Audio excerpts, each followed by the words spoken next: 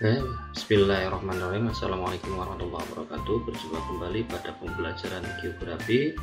Pada kesempatan kali ini kita akan melakukan pembahasan latihan-latihan soal untuk kelas 12 sebagai bahan untuk persiapan ujian sekolah. Oke, kita lanjut ke nomor 1 ya. Ini perhatikan, di sini ada peta tematik, ada peta politik dan peta militer. Yang digunakan adalah informasi keuangan yang diperoleh adalah apakah jumlah penduduk yang harus diamankan ataupun yang lainnya ya. Kita kaji. Peta politik itu peta yang menggambarkan situasi kondisi politik suatu negara, bagaimana dinamikanya dalam suatu pemerintahan ya. Kemudian peta militer itu peta yang menampilkan semua data informasi yang tujuannya untuk militer, biasanya untuk pertahanan dan keamanan. Maka dari penjelasan ini ya jelas ya, ini kaitannya jawabannya adalah yang B untuk strategi pertahanan dan keamanan wilayah.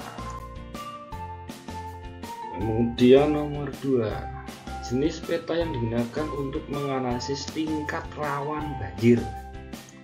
Kata kuncinya adalah tingkat rawan banjir. Oke, ini opsinya. Oke, kita kaji rawan banjir. Dari daerah rawan banjir itu kan faktor apa? Berarti yang pertama pelakunya adalah curah hujan-hujan ya. Kemudian lihat juga adalah kondisi reliefnya, tinggi rendahnya ya. Kemudian topografinya ataupun kemiringan lerengnya. Oke, kita kaji. Kalau yang A di sini yang salah ini ya. Vegetasi bisa ya bisa tidak. Jenis tanah itu ini untuk pertanian sebenarnya ini ya. Peta kedalaman air tanah itu nanti untuk pemanfaatan potensi air tanah. Peta geologis untuk batuan, misalnya pembangunan ya gitu, pembuatan gedung ya, yang mengetahui persebaran barang tambang ya. Jadi yang pas untuk nomor 2 ini jawabannya adalah E. Jadi yang diperlukan untuk menganalisis tingkat rawan banjir adalah peta curah hujan, apakahnya hujan, geomorfologi itu reliefnya, relief muka buminya. Biasanya kalau yang daerahnya daerah agak basin ataupun cekungan gitu kan, itu cenderung lebih banyak tergenang kan. Dan peta kemiringan lereng kaitannya dengan larian air gitu, air. Oke, nomor 3, perhatikan ciri-ciri citra di sini. Warnanya gelap, tekstur sedang, bentuk menyebar, situs pantai, tingginya seragam. Bentang alam yang sesuai dengan ciri-ciri tersebut adalah apakah hutan mangrove, hutan tropik, perkebunan teh, areal persawahan, perkebunan kopi. Tahu ya? Kata kuncinya adalah pantai. Kemudian tingginya relatif seragam, mungkin karena tingginya lebih sama ya. Tapi yang penting adalah pantai. Maka di sini hutan tropis ada yang di pantai. Perkebunan teh, sawah, perkebunan kopi. Dari ini aja kan kalian udah tahu jawabannya ya. Adalah cenderung yang A ini, yang betul. A ya, situsnya pantai. Jadi kata kuncinya di sini adalah pantai, seragam, ketinggiannya di atas, warnanya gelap karena pantulan dari tingginya yang relatif, yang seragam ini di sini ya, ada yang tinggi ada yang rendah kayak gitu ya. Kemudian menyebar, biasanya mengikuti sepanjang pantai. Maka yang paling poin penting di sini adalah itu adalah situsnya pantai, tempatnya pantai. Maka di sini adalah hutan mangrove ataupun hutan bakau. Nomor 4, manfaat penelitian jauh di bidang apa ini? Di bidang hidrologi air, kualitas air tanah, penentuan konstruksi waduk, kedalaman sumber air tanah, kadar infiltrasi, wilayah rawan banjir. Hidrologi kualitas air tanah, ujian. Konstruksi waduk itu bukan hidrologi tapi cocok untuk walaupun waduk, konstruksi geologi ya, bangunan. Kedalaman sumber air tanah, kedalamannya itu harus kita amati, melakukan pengukuran. kadar infiltrasi juga sama masuknya ke dalam tanah, pengamatan dan pengukuran. Tapi yang paling benar di sini adalah yang menganalisis rawan banjir ataupun daerah intensitas banjir. Kenapa? Banjir pelakunya air, maka nanti dampaknya apa bagi manusia? Wilayah tergenang, maka wilayah rawan banjir. Nomor 5, keunggulan sistem informasi geografi. Keunggulannya apa? Sistem informasi geografi. Oke, data tidak jelas, data sulit diolah, data dapat panggil ulang, ini jelas. SIG itu adalah karena tersimpan dalam bentuk file di laptop, di komputer, maka datanya dapat dipanggil ulang. Kemudian datanya itu udah dibawa kemana-mana, yang jelas sekarang dalam bentuk file tadi kan.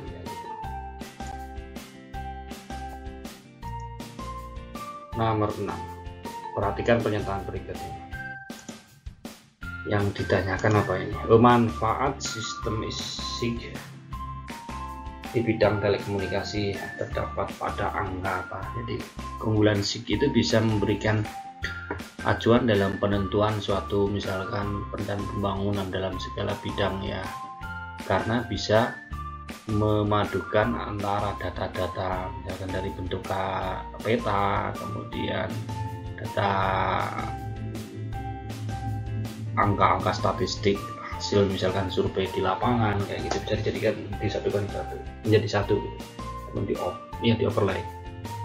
Terusnya di sini ya kasih yuk. Di sini pemetaan kawasan jelas ya, manfaat rute penempatan kabel bisa untuk menentukan ini. Kabel ini tentukan lewatnya mana aja, nggak usah kita survei, langsung bisa kan. Pemetaan lokasi pelanggan jelas tahu. Kalau sistem penanganan kegagalan sambungan, tapi kalau untuk mengidentifikasi mengetahui kegagalan sambungan itu bisa, tapi kalau menangani itu kita harus apa? Petugas langsung kan ke lapangan. Kerugian pelanggan setelah dikalkulasi dalam peristiwa tertentu, ini mah statistik biasa kan bisa. Jadi jawabannya untuk nomor 6 ini adalah 1, 2, 3. Nomor 7, next. Citra penginderaan jauh dapat dibedakan berdasarkan spektrumnya ya. Jenis citra yang direkam pada spektrum sinar tampak antara 0,4 sampai 0,7 mm adalah citra inframerah jauh, dekat, ultraviolet, pankromatik, lensat. Kemudian sinar tampak. Kalau sinar tampak itu ada dua, pankromatik dan ortokromatik. Bedanya kalau pankromatik itu menggunakan saluran warna, gelombang warna merah sampai ungu, dan panjang gelombangnya adalah 0,4 sampai 0,7. Sedangkan yang kedua, sinar tampak kedua adalah ortokromatik. Itu saluran warna dari biru hingga hijau, kemudian panjang gelombangnya 0,4 sampai 0,56 mm. Sedangkan inframerah, warna inframerah, ultraviolet warna ungu, ultraviolet, lensat citra dari hasil penginderaan satelit lensat penggunaan lahan ini ya. Jadi jawabannya untuk nomor ini adalah pankromatik. 8. Perhatikan unsur interpretasi citra. Interpretasi itu adalah apa?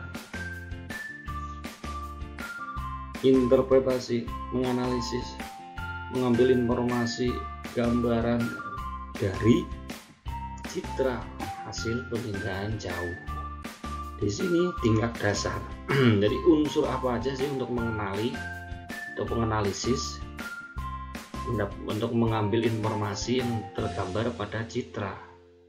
Ya, meliputi apa? Rona, warna, tekstur, pola, bentuk, bayangan, ukuran, situs, asosiasi ya gitu ya. Jadi yang unsur pertamanya adalah ini, jawabannya jelas A ya. Ya, kalau yang poin yang lain itu bagian selanjutnya, kegiatan deteksi, identifikasi, analisis itu langkah-langkahnya, pendekatannya manual, ada kemudian komputer itu dalam pengolahannya, ini dalam teknik untuk interpretasinya, misalkan kalau ini pengolahannya. Oke, jadi jawabannya adalah A. Oke, nomor 9. Perhatikan pernyataan berikut ini. Di sini karakteristik objek yang tergambar pada citra ataupun foto: bentuk ukuran rumah sama, pola pemukiman memanjang mengikuti jalan tanah, jarak rumah satu sama lain sama, sekitar rumah terdapat pekarangan yang luasnya sama, tampak ada tanaman mulai dari bertekstur sedang sampai kasar. Kemudian yang dilihat adalah objek yang tergambar kemungkinan pemukiman, tapi di daerah mana? Pedesaan, perkotaan, pantai, pegunungan. Kayaknya kalau di sini ada tanaman, kemudian pekarangan yang luasnya sama, perkotaan nggak mungkin ya. Antara antara pedesaan, pegunungan. Karena mengikuti jalan tanah, kalau di pantai mengikuti garis pantai biasanya gitu kan. Kemudian bentuk dan ukuran rumah sama apa di kota? Ya enggak kan. Berarti kalau bentuk dan ukuran rumah sama itu kayak dibuatkan gitu ya. Kemudian jalannya tanah, pedesaan iya, bentuknya rumahnya sama, tapi apakah dia memiliki pekarangan yang luasnya sama? Kan enggak ya. Tapi di sini adalah mengikuti jalan tanah, ukuran dan bentuknya sama, berarti dibuatkan. Oleh siapa? Pemerintah. Maka ini adalah gambaran dari daerah transmigrasi ya. Ataupun kalau kalian mau amati sih jawabannya ini kalau mau teknik nyeleneh gitu ya, beda sendiri kan. PPP gitu. Cara jawabannya ini dan benar. Lanjut 10. Perhatikan pernyataan juga sama. Pemanfaatan citra penglihatan jauh untuk bidang meteorologi dan hidrologi. Meteorologi itu adalah cuaca iklim, hidrologi adalah air perairan tawar ya. Udah meteorologi, cuaca jelas, berarti ini data untuk perpakaran cuaca melewati itu.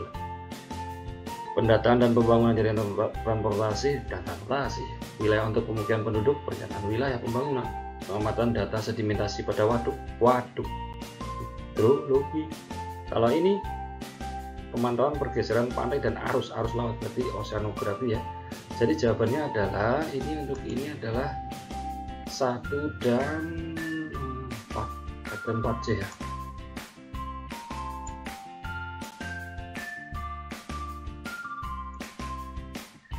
Lanjut 11. Di sini keunggulan SIG adalah nomor berapa aja? Keunggulan SIG ini salah, betul, tidak menunjukkan mana salah, betul. Jadi 2 dan 4 baca 2 dan 4 jelas itu. Nomor 12 pernyataan juga. Apa ini? Perhatikan pernyataan, kemudian pertanyaannya apa? Pemanfaatan SIG dalam bidang hidrologi air lah ya, dalam bidang air di darat, air tawar.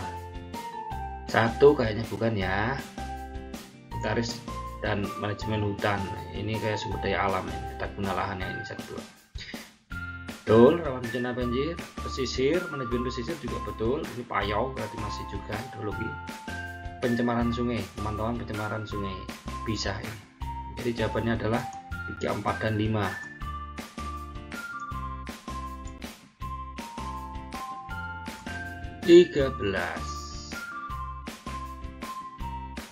Masih pemanfaatan SIG untuk sumber daya alam ya.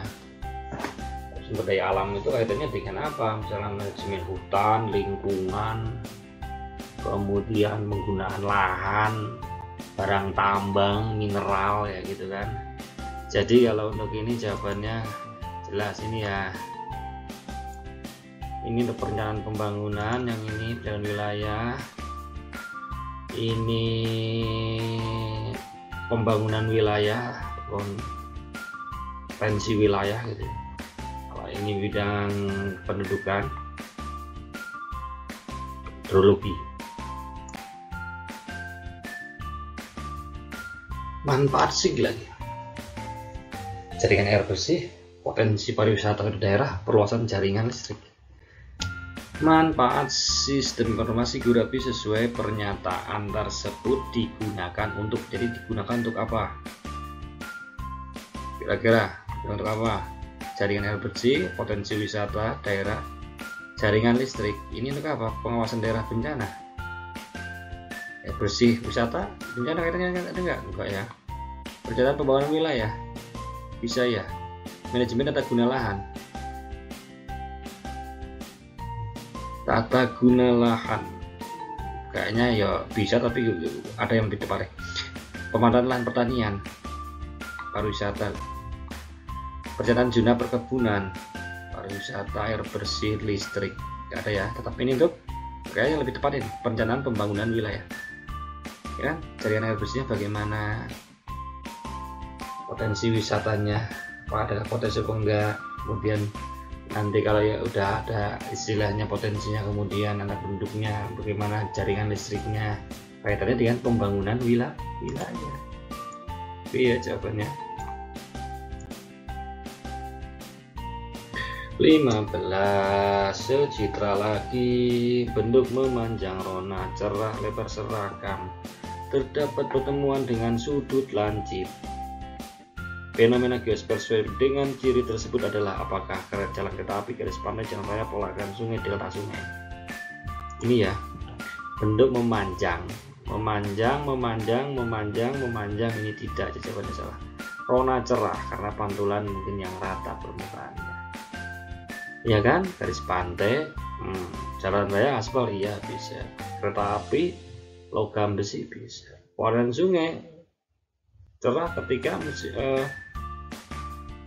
hujan. Lebar seragam ya, di sini kata kuncinya lebarnya seragam. Garis pantai enggak, jalan raya ada yang lebarnya 5 meter, 7 meter, dan 3 meter. Pelayan sungai apalagi, iya kan. Sempit di hulu, lebar ke muara.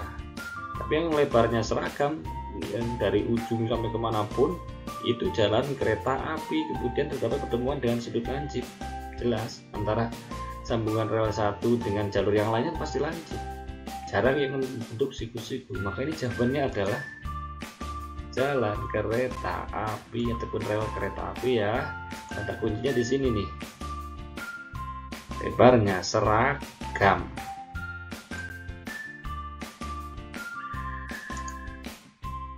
Oke, sekian dulu untuk pemaparan pembahasan latihan soal, terutama di sini untuk pengiraan jauh, peta, dan sig ya. Mudah-mudahan bermanfaat bagi kalian.